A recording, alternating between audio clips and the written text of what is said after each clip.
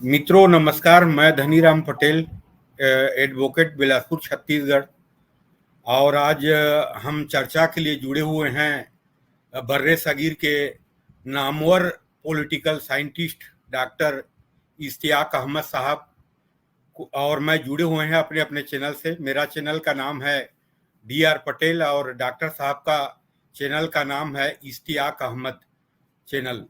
और मैं सबसे निवेदन करूंगा कि मेरे चैनल को भी लाइक सब्सक्राइब करें और डॉक्टर साहब के चैनल को भी लाइक सब्सक्राइब करें। डॉक्टर साहब की तारीफ करने की ज़रूरत नहीं है, सब जानते हैं, लेकिन हमारे छत्तीसगढ़ में थोड़े कम जानते हैं इनको। और डॉक्टर साहब का मैं परिचय करा दूं। डॉक्टर साहब का जन्म हुआ था 1947 में लाहौर में, और ये कुछ वर्ष लाहौर में इनका पढ़ाई हुआ, अध्ययन हुआ, उनका एजुकेशन लाहौर में हुआ और प्रोफेसर रहे लाहौर के कॉलेज में। उसके बाद 1974 में ये स्वीडन स्टॉकहोम चले गए और वहाँ के यूनिवर्सिटी में प्रोफेसर रहे हैं और वहाँ से सेवानिवृत्त होकर अभी भी विजिटिंग प्रोफेसर के रूप में हैं। और इनके जो 3 महत्वपूर्ण पुस्तक है उसके बारे में मैं आप लोगों को बताऊं। वैसे बताने की जरूरत है नहीं, लेकिन मैं बता दूं कि 3 महत्वपूर्ण पुस्तक हैं। एक है Jinnah his successes failure and role in history. दूसरा Pakistan the garrison state origins evolution consequences 1947 to 2011। Third पुस्तक है the Punjab bloodied partition and cleansing. ये जो हिंदी में इसका वर्षन है, डॉक्टर साहब 1947 में पंजाब का बंटवारा, एक त्रासदी हजार कहानियां, जो मैं भी पहले 3-4 साल पहले मंगा के रखा हुआ हूँ और पढ़ता हूँ। और ये जीना पे पुस्तक है आपका, उसको भी मंगाया हूँ। अभी आया नहीं है, लेकिन ऑनलाइन पढ़ता हूँ मैं। ठीक है। तो डॉक्टर साहब को आज आमंत्रित किया हूं, जो हमास आतंकवादी संगठन है जिसने इजराइल पे कल 7 अक्टूबर को हमला किया, और इजराइल और अरब के संबंध और इजराइल और हमास का जो कॉन्फ्लिक्ट है पिछले 30 साल से, उसके बारे में डॉक्टर साहब से चर्चा करेंगे। तो डॉक्टर साहब, सबसे पहले मैं अपना छत्तीसगढ़ स्टेट के बारे में परिचय दे दूं सर। छत्तीसगढ़ मेरा राज्य है जो 1956 1 नवंबर के पहले CP बरार का पार्ट था। उसके बाद सर 1 नवंबर 1956 के MP स्टेट बना, कई राज्यों को मिला के, कई पार्टों को मिला के, तो MP के पार्ट था सर। और अभी वर्तमान में 1 नवंबर 2000 को ये छत्तीसगढ़ सेपरेट स्टेट बना है सर। इसकी राजधानी है रायपुर और ये यहाँ हाई कोर्ट है बिलासपुर छत्तीसगढ़, जहां मैं वकालत करता हूं सर। डॉक्टर साहब नमस्कार। नमस्कार जी, कैसे हैं आप? आपके सब बढ़िया सर। दोस्तों को सलाम, आपके सुनने वालों को सलाम। जी सलाम सर, सलाम सर। तो ये पहले आप इजराइल अरब संबंध के बारे में कुछ बताएं, उसके बाद फिर आगे बढ़ेंगे अपन। जी देखिए, इसकी तारीख जो है वो बहुत पीछे जाती है कि खिलाफत उस्मानिया और ऑटोमन एम्पायर ने जब यहूदियों को और मुसलमानों को स्पेन से निकाला 15वीं सदी के आखिर में, तो यहूदियों का एक बहुत बड़ा ग्रुप जो है वो आके ऑटोमन एम्पायर के जो टेरिटरीज थी वहां पे आके सेटल हुआ। और 1991 में मुझे याद है कि जब 500 साल हो गए ना यहूदियों और मुसलमानों को स्पेन से निकालने के, तो इजराइल के उन यहूदियों ने जिनके खानदान वहां से निकाले गए थे और वो खिलाफत उस्मानिया ऑटोमन एम्पायर के इलाकों में उनको पनाह मिली थी, उन्होंने उसको सेलिब्रेट किया कि Ottomans were very kind to us, उन्होंने हमें पनाह दी, क्रिश्चियन कैथलिक्स ने हमें वहां से निकाला। तो ये भी बैकग्राउंड में रखना चाहिए। अब यहूदियों का एक स्टेट होती थी जिसको रोमन एम्पायर ने ख़त्म कर दिया और उसके बाद वो कभी दोबारा अपनी एक स्टेट नहीं बना सके।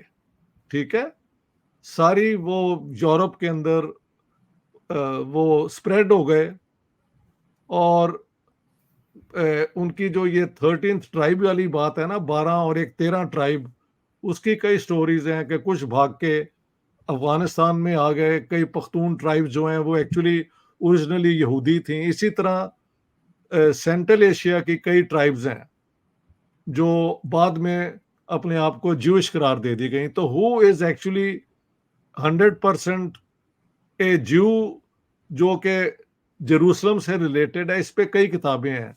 बल्कि एक आर्थर क्वेस्टलर की किताब है द 13th ट्राइब, जिसमें उसने क्वेश्चन किया है कि जो जितने ईस्ट यूरोप के यहूदी हैं ये एक्चुअली लार्जली जो हैं वो एक वहाँ की ट्राइब थी जो कन्वर्ट हो गई थी टू जुडाइज्म।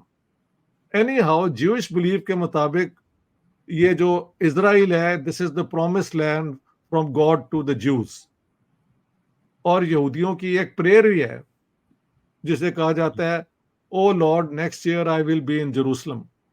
तो 200 साल 2000 साल वो यही प्रेयर्स देते रहे। बाद में जब ज़ायनिस्ट मूवमेंट 19वीं सदी में इमर्ज की तो हुआ ये कि रशिया के अंदर, पोलैंड के अंदर, ईस्टर्न यूरोपियन के अंदर बार बार यहूदियों पे हमले होते थे। तो फिर स्विट्जरलैंड में ये ज़ायनिस्ट मूवमेंट एस्टेब्लिश हुई और उसका था ये कि हम एक अपना अलग मुल्क बनाएंगे ताकि यहूदियों को क्रिश्चियन सोसाइटीज में पनाह नहीं मिलती, बार बार उन पे हमले होते हैं। जो यहूदी मुसलमानों में रहते थे, इराक में बहुत थे, मोरक्को में बहुत थे। तो कुरान की एक आयत है कि यहूदी, क्रिश्चियन और the people of the book Sabians ये मुस्लिम इस्लामिक सोसाइटी में रह सकते हैं और अपनी मजहब को भी ये रख सकते हैं और अपनी बिजनेस भी कर सकते हैं इफ दे पे द जजिया प्रोटेक्शन टैक्स। ठीक है, जी जी तो अगर आप कंपेयर करें कि यहूदियों के साथ मुसलमानों ने क्या सलूक किया और यहूदियों के साथ क्रिश्चियंस ने जो सलूक किया, तो जमीन आसमान का फर्क है। जी जी अच्छा, अब और जब ये ज़ायनिस्ट मूवमेंट एस्टेब्लिश हुई तो अब मसला था कि ये थियोडोर हर्जल जो कि एक स्विट्जरलैंड में रहने वाले यहूदी थे, he was the founder of this movement. इन्होंने ये मूवमेंट शुरू कर दी कि हमें एक अपना मुल्क चाहिए, यानी O lord next year I should be in Jerusalem, जो एक प्रेयर थी स्पिरिचुअल, उसको इन्होंने एक पॉलिटिकल प्रोग्राम बना दिया। लेकिन शुरू शुरू में 2-3 जगह पे इसी किस्म की स्टेट का हुआ। कुछ का ख्याल था कि युगांडा में ये बन सकती है, अफ्रीका में। कुछ का ख्याल था कि अर्जेंटीना में इनको जगह मिल सकती है। ठीक है, जी लेकिन जी लेकिन कुछ लोग चाहते थे कि वापस वो जेरूसलम आए। ठीक है, जी जी सेकेंड वर्ल्ड वॉर ने, जब हिटलर ने यहूदियों पे बहुत जुल्म किया और कहा जाता है 6 मिलियन यहूदी मार दिए, तो एक नेचुरल सिंपैथी और गिल्ट यूरोपियंस में पैदा हुई। इससे पहले थोड़ा सा हम बैक में जाएं जी जी तो जब ये फर्स्ट वर्ल्ड वॉर हो रही थी तो आपको पता है ऑटोमन एम्पायर ने जर्मनी के साथ मिलके फ्रांस और इंग्लैंड के खिलाफ जंग की थी, जिसका हम्म खिलाफ हम्म मूवमेंट इंडिया में भी हुई। ठीक है, हम्म हम्म हम्म हम्म, तो उस दौरान फ्रांस ने और अ, फ्रांस और बरतानिया ने मिलके एक बेलफोर्ड डेक्लेरेशन की थी, अ ज्यूइश होमलैंड इन पैलेस्टाइन किया था। जी जी आई थिंक दिस वाज 1917 या 16, वन ऑफ दीज ईयर्स। इससे पहले या एक साल बाद अरबों को अंग्रेजों ने प्रॉमिस किया था कि जब ऑटोमन एम्पायर का कंट्रोल यहाँ पे मिडल ईस्ट में ख़त्म हो जाएगा तो हम अरबों को ये इलाके वापस कर देंगे। तो टू जी promises were given, two promises. अरबों ने रिवोल्ट किया तुर्कों के खिलाफ फर्स्ट वर्ल्ड वॉर में। हाँ जी, जी जी ये शरीफ हुसैन ऑफ मक्का जो हैं, जो ग्रेट ग्रैंडफादर हैं इनके, जो किंग ऑफ जॉर्डन है उनके ग्रेट ग्रेट ग्रैंडफादर हैं, उनको साथ मिलाया। हाँ जी। और जी ऑटोमन एम्पायर के खिलाफ 1916 में इन्होंने रिवोल्ट कर दिया। आपने शायद फिल्म भी देखी होगी इसके ऊपर, जिसमें पीटर ओटूल और ये सारे हैं, लॉरेंस ऑफ अरेबिया। अगर जी आपने जी नहीं जी देखी तो जरूर देखें, उसके अंदर जी ये जी। पूरी स्टोरी है। ठीक है। हम्म। तो अरबों को प्रॉमिस किया कि अगर तुर्कों को आप निकाल दें तो आपको यहाँ का वो रूलर बना देंगे। और शरीफ हम्म। हुसैन जो इनके ग्रेट ग्रेट ग्रैंडफादर थे, उनको कहा you will be the king of the Arabs. उधर यहूदियों के से रॉथशाइल्ड जो बहुत बड़े बैंकर्स थे, उनसे पैसे लिए जंग के लिए, और कहा बेल्फोर डिक्लेरेशन के आपको हम होमलैंड देंगे। तो टू प्रोमिसेस वर गिवन। अब जब फर्स्ट वर्ल्ड वॉर खत्म हो गई तो ऑटोमन एम्पायर से उन्होंने छीन लिए ये इलाके। ठीक है। सारा हम्म। मिडिल ईस्ट ले लिया उनसे। और उसके बाद जो है जायनिस्ट मूवमेंट, उन्होंने बहुत जोर दिया कि हमको ये पैलेस्टाइन में एक हमारा इजराइल मुल्क बनना चाहिए। तो 1929 के बाद जो ये आने वाले यहूदी हैं और जो वहाँ के लोकल अरब हैं, उनके झगड़े होने शुरू हो गए। हाँ जी। जी जी झगड़े होते गए होते गए होते गए। तो सेकंड वर्ल्ड वॉर के बाद जो वहां तक बहुत यहूदी सडनली आने शुरू हो गए, क्योंकि कुछ लोगों का कहना है, और ये फैक्ट है, कि बेल्फोर डिक्लेरेशन जो लॉर्ड बेल्फोर ने की थी, वो यूरोप के कंजर्वेटिव लोगों की फैसला था कि यहूदियों को यूरोप से हमने निकालना ही निकालना है। They didn't want Jews. ठीक है। एक तो 15th सेंचुरी में इन्हें स्पेन से निकाला गया था। Now now they wanted to get rid of Jews from Europe. तो फिर सेकंड वर्ल्ड वॉर के बाद लार्ज इमिग्रेशन यहूदियों की होनी शुरू हो गई टू पैलेस्टाइन। ठीक है। और ये पैलेस्टाइन, सेकंड सर, ये सेकंड वर्ल्ड वॉर के बाद। हाँ जी, हाँ जी, सेकंड वर्ल्ड वॉर के बाद ना, हिटलर ने हाँ हॉलोकॉस्ट हाँ जो हाँ। किया ना, उसके बाद जी जी जी बहुत यहूदी आने शुरू हो गए। लेकिन 1947 तक 500,000, यानी half a million Jews were there and 2 million Palestinians were living there। ठीक है। प्रपोर्शन जी आप देख जी लें, प्रपोर्शन देख लें। तो नवंबर 1947 में, अच्छा इसमें बड़ी इंटरेस्टिंग है, 1938 में महात्मा गांधी को कहा गया कि आप ये जो जायनिस्ट मूवमेंट है और ये जो पैलेस्टाइन बनाना चाहते हैं वहां पे इजराइल, इसके मुतालिक आप अपनी ओपिनियन दें। तो उन्होंने ये ओपिनियन दी कि जैसे हिंदुओं ने दलित को सदियों से बहुत ओप्रेस किया है, इसी तरह क्रिश्चियंस ने, यूरोपियंस ने यहूदियों को मिसट्रीट किया है। तो मेरी सारी सिंपथी यहूदियों के साथ है। लेकिन इसका यह मतलब नहीं है कि जो यूरोपियन क्रिश्चियंस ने यहूदियों के साथ किया है उसका बदला अरबों से लिया जाए। जी जी। ये महात्मा गांधी का बयान है, आप जाके नहीं इंटरनेट नहीं पे पढ़ा। चेक कर ले, 1938, और मेरी जिन वाली किताब में कोटेड भी है। जी जी जी। समझ गए आप? हम्म क्योंकि कांग्रेस पार्टी उस जमाने में, अरब जो थे वो इंडियन नेशनल कांग्रेस को यहाँ की फ्रीडम मूवमेंट समझते थे, और मुस्लिम हम्म। लीग को वो अंग्रेजों की पिट्ठू जमात समझते थे, अरब। बिल्कुल बिल्कुल। जिस तरह वो समझते थे कि जायनिस्ट मूवमेंट एक मजहब के नाम पे मुल्क बन रहा है, इसी तरह हम्म हिंदुस्तान का जो टुकड़े कर रहे हैं ये अंग्रेज और हम्म पाकिस्तान बना रहे हैं, इसराइल में और पाकिस्तान में कोई फर्क नहीं है। हम्म। ये इसकी बैकग्राउंड है, लोगों को पता नहीं है। ठीक जी है। जी जी जी। डॉक्टर। खैर, 9 डॉक्टर। नवंबर 1947 में यूनाइटेड नेशंस की जनरल असेंबली ने एक रेजोल्यूशन पास किया, और वो रेजोल्यूशन ये था कि पैलेस्टाइन में दो स्टेट्स बनेंगी, एक होगी इसराइल और एक होगी अरब पैलेस्टीनियन स्टेट। जेरूसलम जो है वो दोनों का जॉइंट कैपिटल होगा। जी जी ठीक है। जॉइंट कैपिटल होगा। इस फॉर्मूले के जो थे ना मेन यूएन की तरफ से क्या कहते हैं रेपोर्टर, वो थे काउंट बर्नाडोट, जो स्वीडिश किंग के कजन थे। उनको जायनिस्ट ने कत्ल कर दिया। He was actually assassinated by the Israelis. समझ गए आप? जी जी जी। और लेकिन जब 1947 में ये अनाउंस हुआ तो जो जायनिस्ट थे उन्होंने इसको एक्सेप्ट कर लिया, लेकिन अरबों ने कहा कि हम इसको एक्सेप्ट नहीं करते।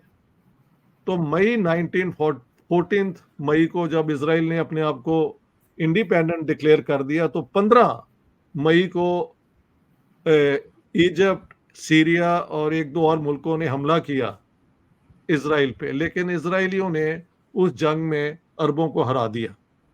ये 48 की जंग है बात, 1948। जी जी जी 48 में। जी जी जी जी। और उसके अंदर जंग से पहले उन्होंने जो पैलेस्टीनियन थे उनके खिलाफ टेररिज्म की इसराइलियों ने। अभी जंग शुरू नहीं थी हुई। 47 में उन्होंने हमला करके उसके अकबा कहा, वहां से पैलेस्टीनियंस को थ्रू टेररिज्म किया।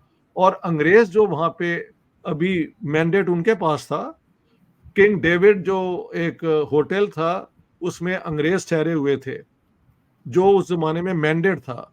वहां पे इजरायलियों ने बॉम्ब ब्लास्ट करके कई ब्रिटिश ऑफिसर्स मार दिए थे। ये भी है। जी जी। काउंट बर्नाडोट को भी मारा और अंग्रेजों को भी मारा, जो वहां से फिर एकदम भागे, क्योंकि अमेरिका की और रशिया की सपोर्ट आ रही थी इसराइल को। Very interesting. ठीक है। जी जी। सबसे पहले सोवियत यूनियन ने अपना रिकॉग्नाइज किया था इसे, इसराइल को। उसके बाद यूके और फ्रांस इसने किया, और यूनाइटेड स्टेट्स ने कोई 1 साल बाद किया। अमेरिका का अभी पोजीशन ये नहीं थी। समझ गए हैं? जब प्रेसिडेंट ट्रूमैन को अलबत्ता वहां की जूश लॉबी ने कहा कि यही हमारे पास मौका है अपना मुल्क बनाने का, तो आप हमारी सपोर्ट करें, तो उसके बाद अमेरिकन पॉलिसी भी प्रो इजराइल हो गई। और जो अरब हैं, वहां पे एक रेजिस्टेंस मूवमेंट जो शुरू हुई, वो 1967 में फिर इजराइल ने हमले कर दिए इजिप्ट पे और सीरिया पे और जॉर्डन पे। एक सेकंड वॉर हुई, और जो ईस्ट जेरूसलम जो उससे पहले जॉर्डन के पास था, वो भी इजराइल के कब्जे में आ गया। इसके पहले 1956 में भी एक वार हुआ है सर। वो कोई छोटा सा हुआ होगा, मेन वॉर में। हाँ, कोई होगा माइनर सा, बीच में तो होता रहा है ना। फिर पीएलओ बन गई। पीएलओ ने फिर एक फ्रीडम मूवमेंट कहा जाता है, इजरायली उसे टेररिस्ट मूवमेंट कहते हैं। ये हमेशा होता है कि your freedom fighter is the terrorist for the others and vice versa. ये तो होता ही है। हाँ, वो होता है। हाँ, तो पीएलओ ने फिर कई एक्ट ऐसे किए, लेकिन आखिर में समझ आ गई कि अरबों का कोई साथ नहीं देगा, क्योंकि America was fully supporting Israel. और इजराइल के अरबों के लिए रूस was not willing to go to war with the United States. ठीक है। वो मदद तो करते रहे, लेकिन इतनी भी मदद नहीं की कि अगर जिस तरह 67 में टोटल अमेरिकन सपोर्ट इजराइल को थी, तो उसमें आर्मामेंट तो दिए रूस ने, लेकिन अपनी कोई जंग की सिचुएशन नहीं हुई। ठीक है। जी जी जी। अलबत्ता 73 में फिर इजिप्शियंस ने और इन्होंने एक हमला इजराइल पे किया, और पहले 2 दिन ये बड़े कामयाब आगे जा रहे थे। तो प्रेसिडेंट 1967 वाली 73 में हाँ 73 67 में तो इनसे ले लिया था ना ईस्ट जी जी जेरूसलम। जी हाँ, जी 73 में फिर इन्होंने हमला किया। योम किपुर वॉर से कहते हैं। इसी अक्टूबर में हुआ था, अक्टूबर 6 को। ठीक जी है। जी जी। और उसके अंदर पहले 2 दिन तो जो इजिप्शियन फोर्सेस हैं वो स्वेज कैनाल क्रॉस करके, तो दे वर मूविंग टुवर्ड्स तल अवीव जेरूसलम। जबकि फिर अमेरिका ने थ्रू वो क्या कहते हैं एयर ब्रिज नए आर्मामेंट इजराइल को दिए, और फिर जंग का कैरेक्टर बदल गया। ठीक है। हम्म। इसके बाद पीस ट्रीटी हुई between Egypt and Israel in 1979। सदा कैंप कैंप डेविड समझौता। नहीं नहीं, वो बाद में हुआ है। उससे पहले हाँ, ये इजिप्ट के जो रूलर थे अनवर सादात और हम्म मेनाकेम बेगिन का हुआ था जेरूसलम में, ठीक है, हम्म जिनमें उन्होंने कहा था कि नो मोर वॉर बिटवीन अस। हम्म उसके बाद इजिप्ट ने कभी जंग नहीं की हम्म इसराइल के साथ। अलबत्ता हम्म बाय दैट टाइम अरबों में ये बात हुई कि देखें, अरब जो हैं वो अरब नेशनलिज्म की वजह से हमेशा जंग हार जाते हैं। We should go for an Islamic opposition to Israel. तो उन लोगों ने फिर सदात को असैसिनेट भी किया, हम्म ठीक है, असैसिनेट कर दिया। हम्म। खैर फिर पीएलओ की तरफ से जहाज अफगा हुए, ये हुआ, उन्हें आप एक्ट ऑफ टेररिज्म ही कह सकते हैं। लेकिन इसराइल ने 1980 में वो क्या कहते हैं, लेबनान में हमला करके हजारों जो थे पैलेस्टीनियन उनका कत्लेआम करवाया वहां के क्रिश्चियन क्रिश्चियन राइट विंग के जरिए। तो दोनों तरफ हम्म, से टेररिज्म इस्तेमाल हुई है, इजरायली जी जी। State terrorism. अभी आप हम्म देखें ना, ये इसराइल के जो मोसाद है इन्होंने कई असैसिनेशंस किए हैं। सुलेमानी जो ईरानियन फिजिसिस्ट थे, न्यूक्लियर साइंटिस्ट, उनको कत्ल करवाया। Everybody knows that. हम्म तो दुनिया के अंदर, अच्छा, इंडिया की और पाकिस्तान की पोजीशन 48 में एक ही थी। Both voted hmm against the independence of Israel, ये आपको याद रखें। हम्म लेकिन 1990 में 1950 में इंडिया ने इसराइल को रिकग्नाइज कर लिया। लेकिन एम्बेसडर जो हैं वो जाके आई थिंक बहुत लेट इंडिया ने भेजा है, ठीक है। ये बाइलेटरल रिलेशन 1992 में हुआ है सर। हाँ, सो ये है पूरी हिस्ट्री।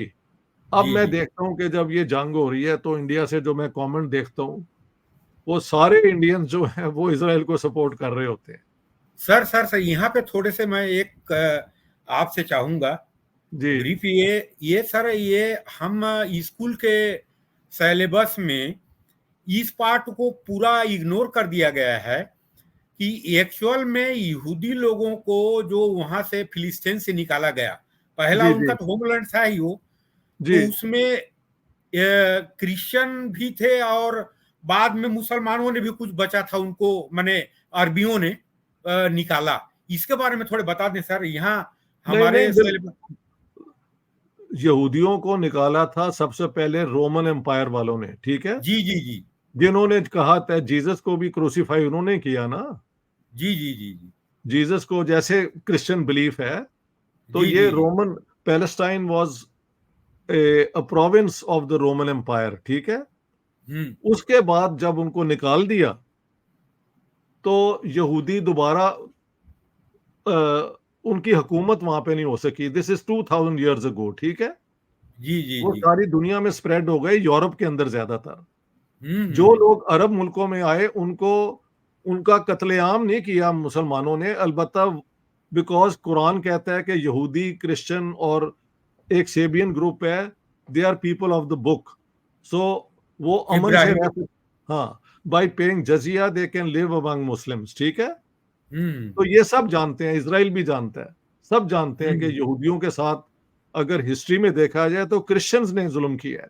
क्योंकि जी क्रिश्चियंस जी। कहते हैं कि क्रिश्चियंस का कहना है कि जीसस क्राइस्ट को एज द मसाया यहूदी प्रीस्ट ने नहीं माना, तो उनके जो क्रूसिफिक्शन है उसकी रिस्पॉन्सिबिलिटी वो ये यहूदियों को होल्ड करते हैं, ठीक है। जी जी जी ये आज आज ये सारी चीजें छुपा दी गई हैं जी कि जी जी 2000 साल जो जुल्म हुए हैं ना यहूदियों के साथ, अगर आप मैकबेथ भी पढ़ लें, क्या कहते हैं, शेक्सपियर भी पढ़ लें, तो उसके अंदर आपको एंटी जूइश जो उस जमाने की बातें हैं वो सारी नजर आ जाती हैं। और इंग्लैंड के अंदर, फ्रांस के अंदर बार बार हमले यहूदियों पे होते रहे। इसके हम्म बरक्स जो यहूदी मुसलमानों के यहाँ रहे, उन पे इस तरह हमले नहीं हुए। लेकिन देवर वो क्या कहते हैं, प्रोटेक्टेड माइनॉरिटी, समझ गए आप। जी जी जी so the record of the Muslims treating यहूदी, हाँ, जब पैलेस्टाइन इजराइल क्रिएट हो गया तो फिर जो है इराक में और इधर उधर यहूदियों के साथ अरबों ने भी वो किया बुरा सलूक। लेकिन ये भी लोग कहते हैं कि बगदाद के अंदर जायनिस्टों ने जाके बम चलाए, क्योंकि वहां के जो यहूदी थे ना इराक के, हम्म। वो जा नहीं थे रहे पैलेस्टाइन अपना इसराइल में, हम्म। They were happy in living in Iraq. लेकिन हम्म। जायनिस्टों ने वहां पे जाके वो बॉम्ब चला के एक सिनागॉग में वहां के जो फिर यहूदी हैं उनको मजबूर किया कि वो इसराइल आ जाएं। तो ये जी सारी किताबें जो मैं आपको बता रहा हूँ, इस पे बहुत लिटरेचर पब्लिश्ड है। जी लेकिन जी जी। लेकिन आज की दुनिया में सच बोलना और हिस्टोरिकल फैक्ट्स को सच बताने की तो आदत ही कोई नहीं है ना। जो चाहता है अपनी तरह की वो एक स्टोरी बता देता है। मैंने आपको सारे जो स्टोरी बताई है आप इसको चेक कर सकते हैं थ्रू स्टैंडर्ड बुक्स, ठीक है। देखिए डॉक्टर साहब, जी आपने आपने जब ये पंजाब के विभाजन पे पुस्तक लिखा और जिन्ना के जो लिखे हैं आप पुस्तक, जी पहले पाकिस्तान भारत में तो मानते थे कुछ लोग, और आज सब उसको मानने लगे हैं। आज जैसे पाकिस्तान में भी जो आपके पुस्तक है, जी हालांकि उन लोगों का वो आयशा जलाल के बारे में बात करेंगे, सब करते हैं, लेकिन कुछ लोग जो पढ़े लिखे बुद्धिजीवी लोग हैं वो लोग मान रहे हैं कि ये सही बात है कि डॉक्टर साहब जो। पाकिस्तान में पढ़े लिखे सारे लोग मान गए हैं। एक जी छोटा सा जी। ग्रुप है जो आयशा जलाल और हाँ उनके हाँ। साथ है, और जी। उनको अब सिर छुपाने की कोई जगह नहीं मिल रही, क्योंकि इतना बड़ा झूठ बोला गया है ना, इतना बड़ा झूठ। और जी हिंदुस्तान के जी। अंदर भी पूरी स्टोरी नहीं बताई गई, लेकिन लार्जली इसमें कोई शक नहीं कि इंडियन फ्रीडम स्ट्रगल की main party Indian national Congress थी। यस यस और यस, नो डाउट। जिन्ना साहब ने अंग्रेजों के साथ मिलकर इंडिया की पार्टीशन करवाई है। ये हम्म। पाकिस्तान में मनवा लेना बहुत बड़ी बात जी जी जी जी। है। अब तो मानते हैं, वरना मेरी किताब बैन कर देते ना, वो तो बिक रही है पाकिस्तान में। नहीं तो अंततोगत्वा इसको मानना पड़ेगा ना, उनको नहीं मानना मानेंगे तो। पड़ेगा, बिल्कुल हाँ, बिल्कुल। ये तो तो इसी हिस्टोरिकल। तरह जी, जी। अब हुआ इस। ये है कि क्योंकि पाकिस्तान और इंडिया की बार बार ये टेररिज्म होता रहा है, पाकिस्तान की तरफ से जंगें हुई हैं, तो अब हम्म। इंडिया के अंदर सारे लोग प्रो इसराइल मुझे नजर आते हैं। हाँ हाँ हाँ। हाँ, मगर इसमें सर, फैक्ट जी जी डॉक्टर साहब एक मेरा कहना है जी और ये हकीकत है कि 1947 में भारत के विभाजन को कांग्रेस ने स्वीकार कर लिया, जी। लेकिन 1947-48 में फिलिस्तीन के विभाजन और इजराइल के निर्माण को स्वीकार नहीं किया, तो एक कंट्रिडिक्शन है ना सर। बात यह है कि हर केस अपनी जगह पे होता है। उन्होंने अगर नहीं किया तो जी उसकी जी वजह यह है, उसकी जी वजह जी। यह है, उसकी वजह यह है कि उनके घरों से उनको निकाल के भगाया गया, और उन्होंने उसे, वो कहाँ जाते हैं, रेजिस्ट किया उन्होंने। जी जी जी। हिंदुस्तान में तो जब हिंदू यहाँ हमारे इलाके से गए हैं तो उनको इंडिया ने एक्सेप्ट कर लिया ना, और जी वो जी इंडिया जी। का हिस्सा बन गए। और हम्म। कांग्रेस की एक बड़ी दरिया दिली है कि उन्होंने मान भी लिया, ठीक है। जी जी। लेकिन अगर आपके घरों से आपको निकाल दें और आपका घर ही कोई ना हो तो आप कहाँ जाएंगे? नहीं नहीं, ये तो हकीकत है। फर्क है ना, फर्क है। जी जी जी। तो और उसके डॉक्टर। अंदर, हाँ, उसके अंदर यह भी है कि इसराइल की मदद शुरू में, जब ये 48 में हमला हुआ है, तो हम्म। इजरायली फोर्सेस हार रही थी जेरूसलम में, लेकिन जी जी जॉर्डन के किंग ने उनको रास्ता दे के बचा लिया। समझ गए आप? तो जी जी जी। अरबों ने सब अरबों ने दगा भी तो किया ना, जिन्होंने जॉर्डन की, क्योंकि जॉर्डन भी तो कोई एक स्टेट नहीं थी होती, ये तो उन अरबों को दिया गया जिन्होंने तुर्कों के खिलाफ बगावत की थी, उनको वो दे दिया। जायनिस्टों को इसराइल दे दिया, लेकिन जो वहां पे लोग रहते थे उनको क्या मिला? वो तो हम्म। बेघर हो गए ना। ऐसे ऐसे हम्म। तो अगर मान एड- लेते तो ठीक था, अगर मान लेते 48 में तो जी शायद जी ये मसला ना होता। I agree, I agree. जी लेकिन जी। लेकिन इस तरह अगर कांग्रेस ना मानती तो पता नहीं फिर यहाँ पे कितना और खून खराबा होता। हम्म। ये भी तो है ना, जी जी। ऐसे। डॉक्टर साहब, ये हमास की जब से हाँ, इस्टेब्लिश हुई अब है, आते हैं, हमास। अब हम आज पे आते हैं। जी जी। अब हम आज पे आते हैं कि 1993 में वो कैंप डेविड एग्रीमेंट हो गया। उसके बाद फिर बिल क्लिंटन ने 73 और जी जी 1978 में कैंप डेविड समझौता। हाँ, वो तो हुआ था ना पहली दफा जी।